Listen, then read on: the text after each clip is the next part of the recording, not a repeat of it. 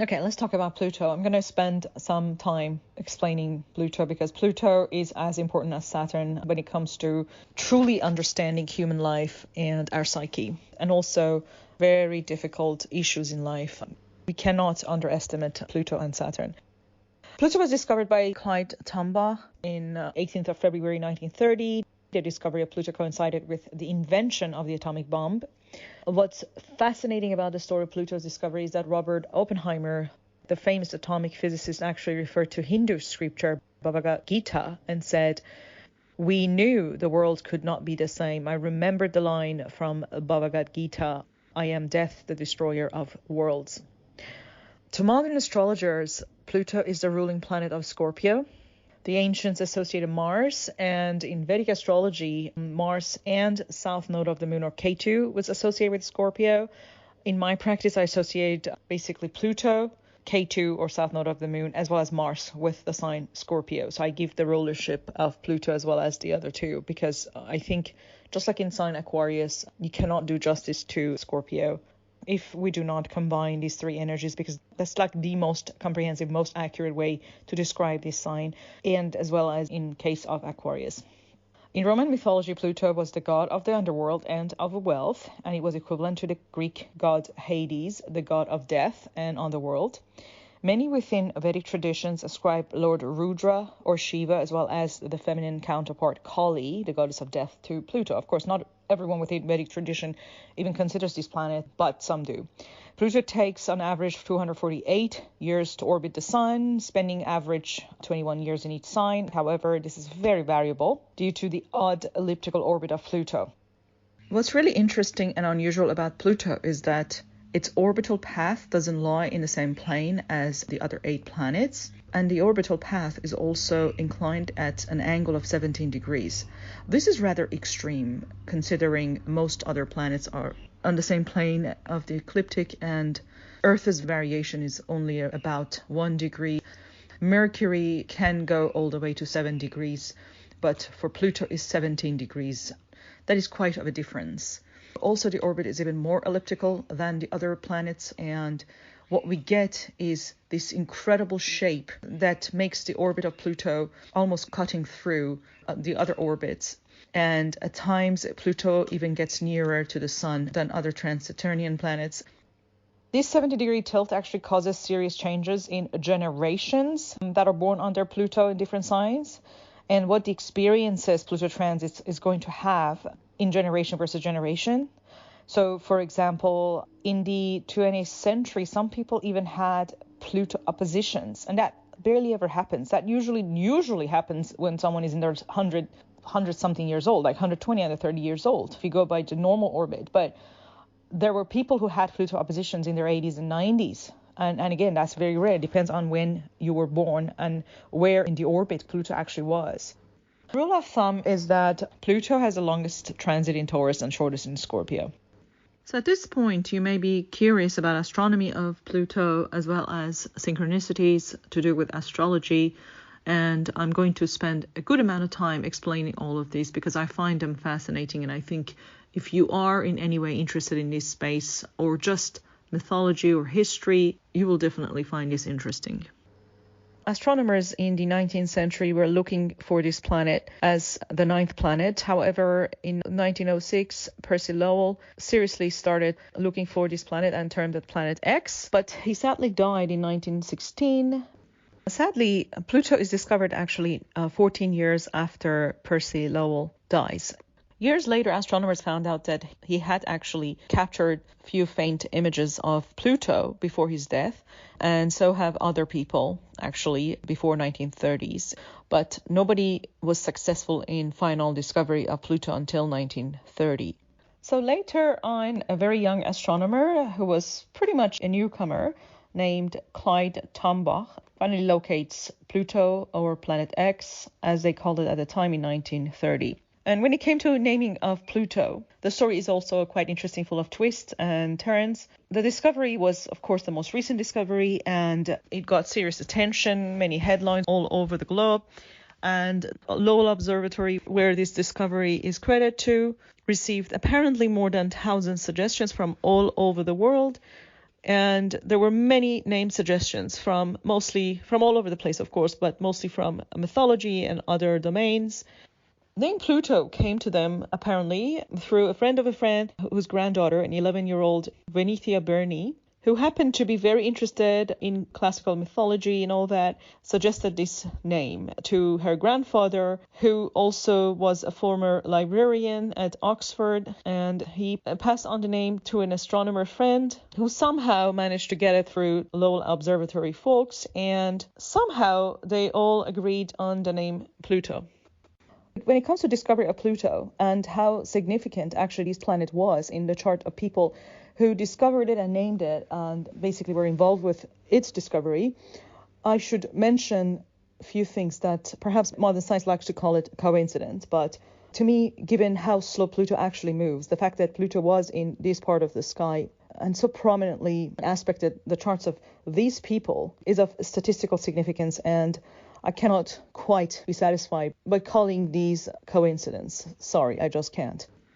So the first coincidence is that the day that the 11-year-old girl, Venethia Burney, suggested the name, Pluto was actually fused with her sun, meaning Pluto was literally transiting her sun pretty much within 1 degree, actually less. And very rarely humans on Earth get to have that transit. I mean, Pluto has to be within pretty much 2 or 3 houses before your sun for you to have such a very powerful conjunction throughout life, I mean. So for an 11-year-old to have that transit at that time, exactly that month, that day, it was just fascinating to me. So it's as if the name was downloaded from Pluto itself into her quantum computer memory system, whatever we have in our brain, in our mind. And another very fascinating coincidence is that she actually is one of the few people that ended up having Pluto opposition. She dies at age 90, exactly when Pluto is opposing her own Pluto. So Pluto in Capricorn was opposing her Pluto in Cancer when she died at age 90, within, again, 1 degree. It's as if she had this mission to do with Pluto. Again, very, very fascinating to me. Then we have the third coincidence, and that is the person who died and didn't discover, Percy Lowell, who did not discover Pluto, has Pluto sitting on his ascendant. So his mission almost was Pluto, because his node of the moon, which is about destiny and mission, and Uranus, which is about accidents and any revolutions and, science, scientific revolutions, scientific discoveries, accidents, things like that. That is also with Pluto, all of them pretty much in his first house. Essentially, he was the embodiment of Pluto and, frankly, discovery of Pluto. But unfortunately, he didn't succeed. However, the day that Pluto was discovered, and he's long dead, he's dead for 14 years, the day that Pluto was discovered, Pluto was right on his nadir point, which is on the axis of 10th fort. 10th fort is about our career and public image. And his moon is at 17 degrees of Capricorn, right on his midheaven. Pluto was crossing his IC point, his nadir point, essentially opposing the midheaven, both midheaven and moon, at 17 degrees of Cancer. So Pluto was at 17 degrees of Cancer, and Percy's moon was at 17 degrees of Capricorn, literally on midheaven. And there is this direct opposition, which is, again, to me, is unbelievable. And the thing is, because it was dead, Pluto was literally in the 4th house, the most private area of one's psyche. So Pluto was literally entering the house of psyche, we could say, and the most private area of Percy's chart. And this was discovered. So again, it's fascinating that we have a very rare angular transit here, a very, very rare. I mean, for Pluto to be exactly there at that time, opposing his moon to the exact degree. I mean, all of these things is just really fascinating to me. And really, even the aspect almost shows that he wasn't part of this discovery. It was in the opposite to him. It was a 180 opposition to his moon, to his psyche, meaning it was coming to him. It was coming to him from the outside. He wasn't part of it. Well, he wasn't, because he was dead. And the fourth coincidence is Clyde Tombach's chart. He actually has Pluto fused with his moon in his natal chart, meaning his entire psyche was about Pluto. It literally turned out to be about Pluto. And it's fascinating. It's within 20 minutes. His moon and his Pluto are both at 20 degrees in sign of Gemini. We don't actually have his ascendant. We don't know the exact time of birth. But again, I mean, you don't even need that. His life became about discovery of this thing. And he was just a very young man in his early 20s, probably doing some internship or something. And what happened was that he was picked as somehow accidentally by the observatory as somebody that they thought had potential for discovery of Pluto. Of course, Pluto is associated with the underworld, Hades, the unseen world. The naming is truly fascinating when it comes to thinking about synchronicity and how Pluto was discovered and how the naming happened, what the name really represents, and the nature, the astronomy of Pluto. Because first of all, Hades, Tartarus, all these names that Pluto actually is cognate of, all of them in mythology have to do with the region where the souls went after death. We're talking about many layers of hell. We're talking about underworld. We're talking about deep underground. We're talking about essentially the place where anyone who went never came back the same. And we're talking about a place where demons and ghouls used to reside. And this so-called Planet X was truly the farthest planet in our solar system. In fact, the themes that Pluto represents, which is to do with money, wealth, power, death and rebirth, nuclear power, and all sorts of things like that, they all kind of happen around the story, actually, the discovery.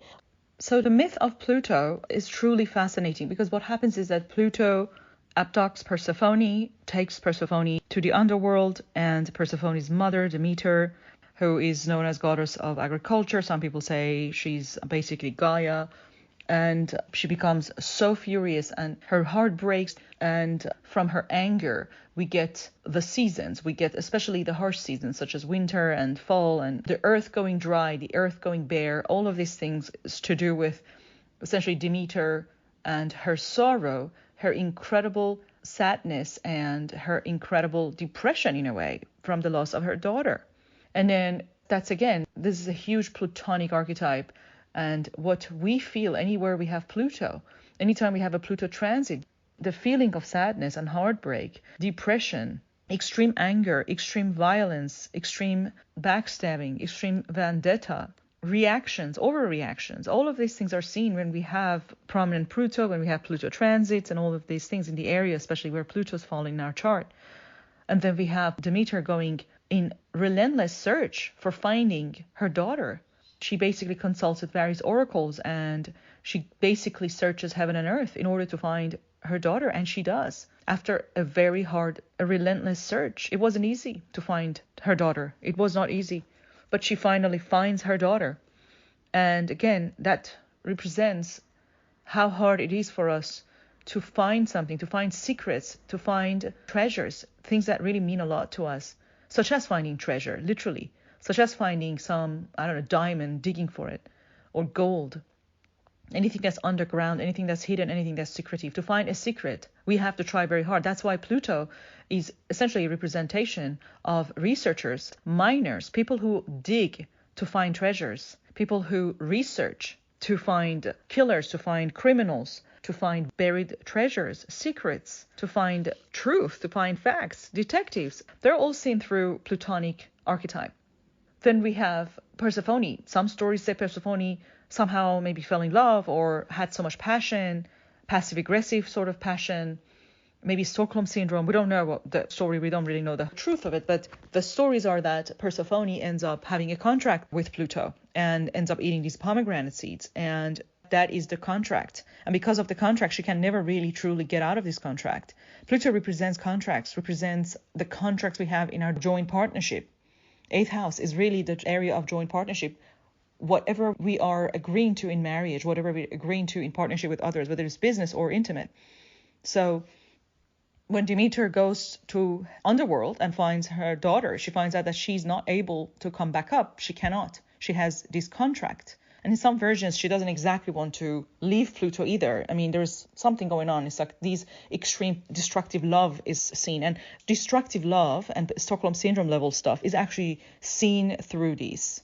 So a lot of masochism, a lot of almost BDSM stuff, and extreme love and hate, extreme infatuation with sex and also love and all this sort of stuff, dark taboo stuff is seen through 8th house Scorpio Pluto themes. So these are all adding up essentially. But she also loves her mother, so she has to come back up. She has to do something. So she comes up with a way to essentially make her mother, the Gaia, happy, and also Pluto, underworld, happy. So the new contract, the new compromise, the new sacrifice involves her coming up to the earth 6 months a year and then going down another 6 months, which is when we have fall and winter. And when she comes up to the earth level, we have the good seasons, the spring and summer. Again, this shows compromise, this shows sacrifice. Persephone and Demeter both have to sacrifice. Pluto has to sacrifice in a way too. He has to kind of compromise here. We have all these themes to do with Plutonic, 8th house Scorpionic archetype. And they are not easy, but it's life. This is life. These two planets, especially Saturn and Pluto, they really show us the cycles of life.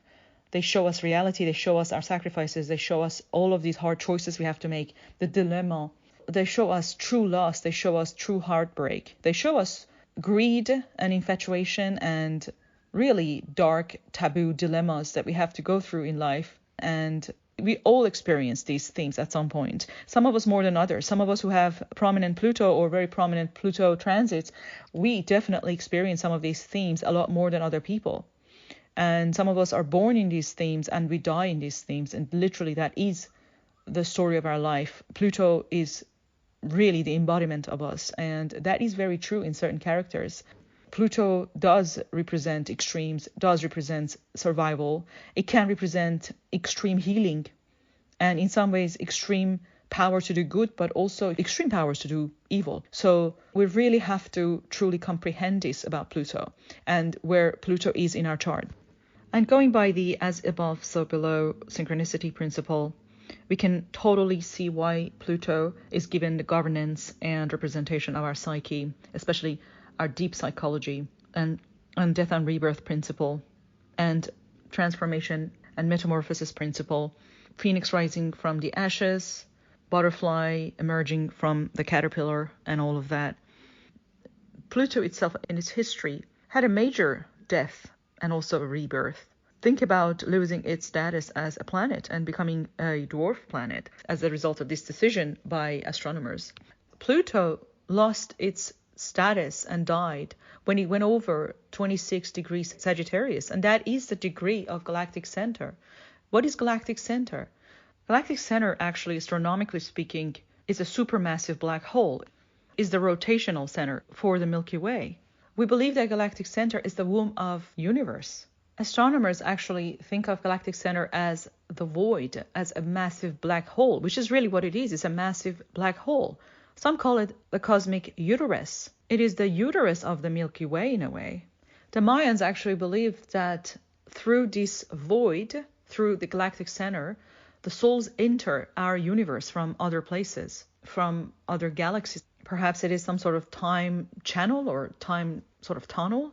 The ancient Egyptians actually believed that Milky Way is born through this point, the galactic center point. And what's fascinating is that Pluto goes over this degree and it literally is swallowed by it. It enters this massive black hole and it dies. Astronomy basically kills it and then has a rebirth. Perhaps it won't be ridiculous to claim that cosmic program or our cosmic program really comes from this point of our universe. But Pluto emerged even stronger. I don't actually think astrology was even this popular, at least with modern life, before Pluto's death. And I'm not going to say this is the reason. We have other reasons, of course, other synchronicities. But in a way, Pluto actually became even more popular and more talked about after this loss.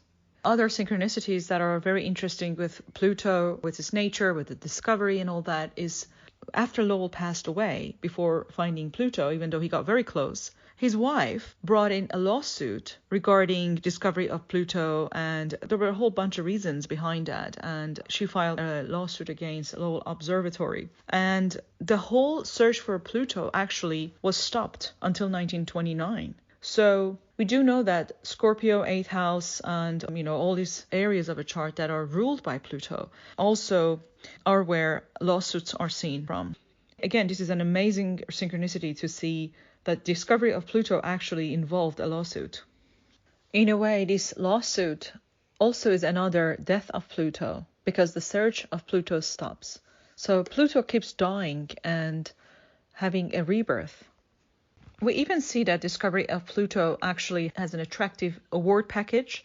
Again, that is another synchronicity with the 8th house, with the Scorpio.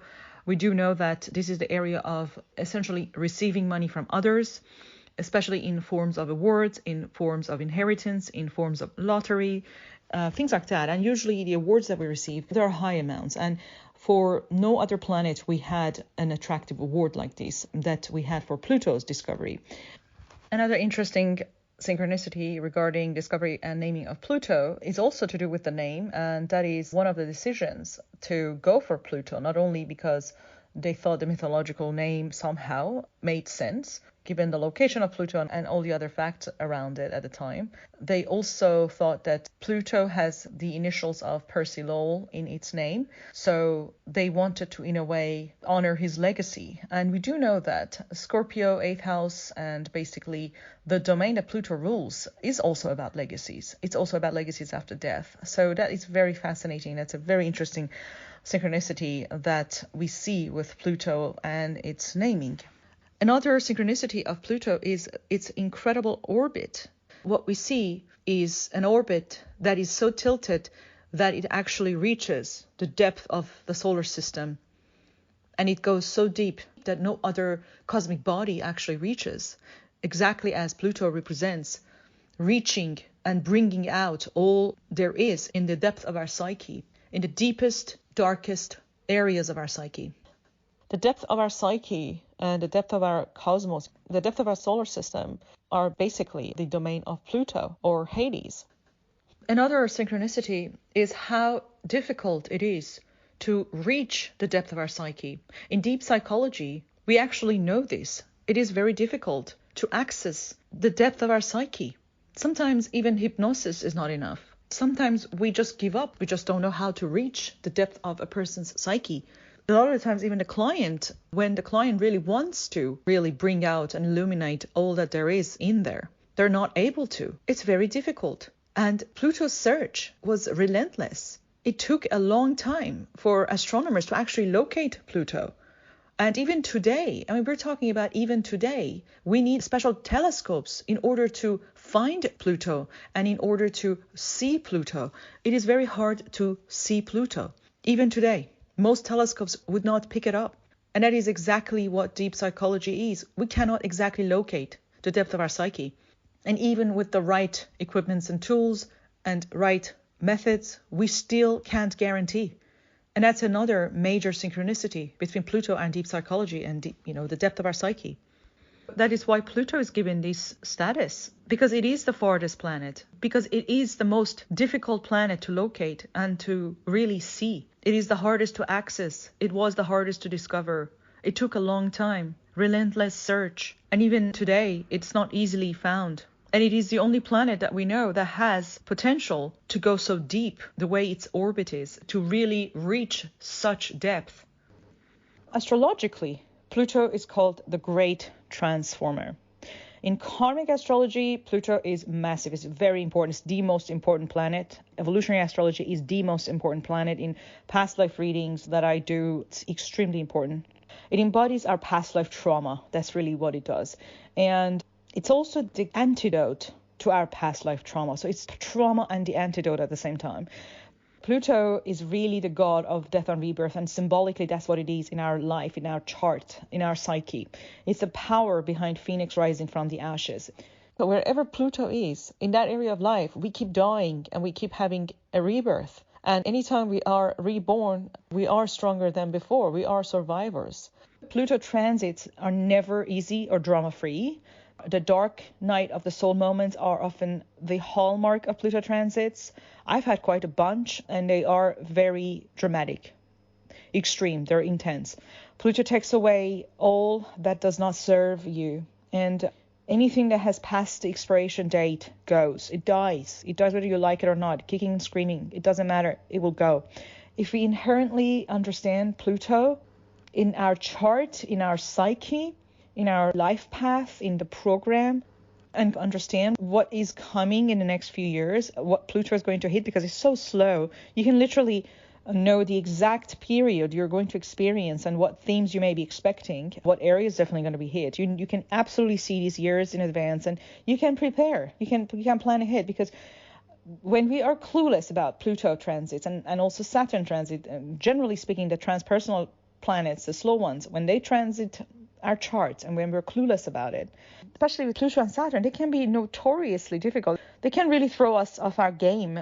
Just like Saturn or Kronos, Pluto is extremely important as one of the major archetypes when it comes to self-discovery, self-mastery, and self-growth. Without these two planets, we really cannot understand human psyche and cannot really help ourselves in terms of evolution of our psyche and the discovery of our life purpose.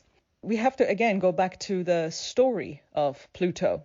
This really represents the entire archetype of Pluto in our charts.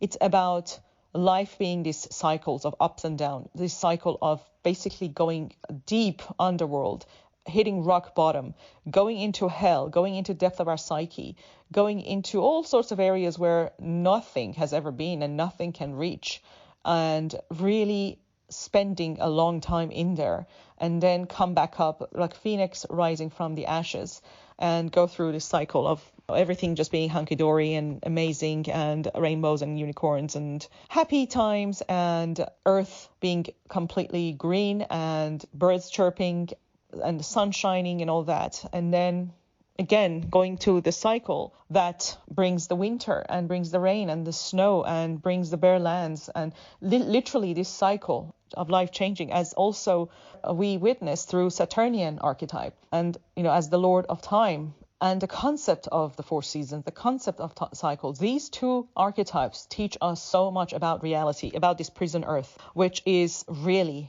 everything but easy or drama-free or painless and all that. All of us as humans in this life, frankly, without the myth associated with Pluto and Saturn, the correlations associated with these two, we cannot truly understand human psyche. We cannot truly make sense out of a lot of our struggles, a lot of our lessons, a lot of our miseries, and a lot of our losses. And also, we cannot truly understand why we are going through these and what are the lessons for us to learn, how we can cope, how we can come back up, how we can survive. And I think astrology does a very good job really explaining these areas, because wherever we have these archetypes, Saturn or Kronos being the lord or the significator of time and karma in our chart, and also Pluto essentially being a significator of our major death and rebirth and major transformations, which is also partly very karmic and very profound. So these two can really show us what are those areas where the shadows lie, where we need to really go through these lessons and transform and survive and really stick at it, one challenge after another. With Pluto, we will have to change. That's just what it demands. And you either change with it or you change kicking and screaming. That's the way it works with Pluto. It's your pick, really. And remember this, that change is never possible without death. Death of the old for the new to be born. So if you have to change a habit, that habit has to die. If you have to change a behavior or some problem or something in your life, that has to die for the new to be born. So transformation is not possible without that Plutonic death. As far as archetypes go, Pluto governs all that is morbid, that is dark, that is shadow, hidden, deep. Anything that's under the surface, anything that's buried, underground phenomena is generally ruled by Pluto. Whether it's atoms, molecules, nanoscale, whatever, DNA, deep research, fossils, jewels, treasures, dead bodies, bones, skulls. Everything that is buried is a realm of Pluto. Oil and gas, coal, and any of that. Even mining and elements that are mined out of Earth, they're all ruled by Pluto. All roots and dungeons, graves. Deep psychology is ruled by Pluto. Murder, mysteries, conspiracies, spying, surgery, research of all kind. Anything that needs to be dug up. Anything that needs to be discovered. Crime, criminals, mafia, cartels. Police even, murderers, mobsters, drug dealers, fascists, killers, dictators, detectives, rapists. Anything that's to do with sex that is also dark, taboo. Act of sex, prostitution, pimping, pimps. Anything that's kind of hidden from public view. especially when it's some sort of taboo element associated with it. Anything that's involving power dynamics, for example, big banking industries, big money, massive wealth, anything that's hidden from public. So there's like these secret societies or secret clubs that are doing things behind the scenes. Any big enterprise that involves like digging under the surface to bring the truth to light. Pluto is associated with Tuesdays along with Mars. Pluto is generally associated with extremes of power and extremes of obsession and also corruption. It's also fascinating, actually, that discovery Pluto coincided not only with just atomic bomb, but with also elements of financial corruption and the Great Depression, as well as a rise of Nazi phenomena and fascism and Stalinism and the Second World War. So Pluto can easily be associated with the rise of nuclear weapons and nuclear power and research initiating in the 30s and 40s, actually, all of that to do with nuclear, that was extremely Plutonic. Pluto is associated with synchronicities of rise of novel psychological and therapeutic practices, such as like psychoanalysis of Freud and Jung, and such grand psychological practices that came in that era. Due to the slow movement of Pluto, humans in general never experience Pluto return. Of course, nations do. Most humans never experience Pluto in more than a few houses in their chart, even Pluto transits. And the houses that Pluto goes through and the house that Pluto is in natally, those are areas where essentially karmically you're born to change radically. You're born to change those areas of your life radically. You can get very extremist. That's the thing with Pluto. It doesn't mean that it's a bad transit. You may actually really enjoy while you're in the middle of it. It's not like Saturn. And you may have a lot of highs and lows, but the highs are very, very, very high. So again, Pluto transits, when you're in the middle of it, it is very much a cocaine fest. And it brings so many Plutonic people in your life. And Plutonic people are either psychologically interesting, or maybe they're psychologists, really. A lot of psychologists may enter your life, or people who are very Plutonic, as well as psychos. So it's not just psychologists. So you will get a lot of power dynamic issues. Control-related issues may come into your life. And it may be that you're the one who is very much power hungry. But power hunger and control issues and power issues are very much a hallmark of Pluto transit. Pluto will be very prominent if it is with major planets, especially luminaries, if it is on the angles. So yes, definitely we want to know where Pluto is, what it is doing, what are the aspects in a chart, and what house or domain of life Pluto has fallen in for you. And also to end this, all people who are fixed sign birth, especially Aquarius birth, and people who have major placements in Aquarius are going to end up knowing Pluto for the next 20 years. And people who have many planets or points in cardinal signs have already experienced Pluto in the last 15 years. Especially Capricorn folks, Capricorn Sun, Ascendant, Moon. And now Aquarius people, Aquarius Sun, Ascendant, and Moon are going to really, really experience Pluto, but all fixed signs are going to be basically affected because they're going to have hard aspects from Pluto. So we're talking about Leo and Taurus and Scorpio for the next 20 years are going to pretty much go through the Plutonic experiences that cardinal sign folks, people who had planets and points in Capricorn, Cancer, as well as Libra, Aries had in the last 15 years. And I must say, as someone who had serious planets and points in cardinal signs, that Pluto transits are not easy, but they are also going to create phoenix out of us, and we're going to transform truly, and we're going to become true survivors after our Pluto transit. So at the very minimum, we're going to really get to know our psychology and ourselves.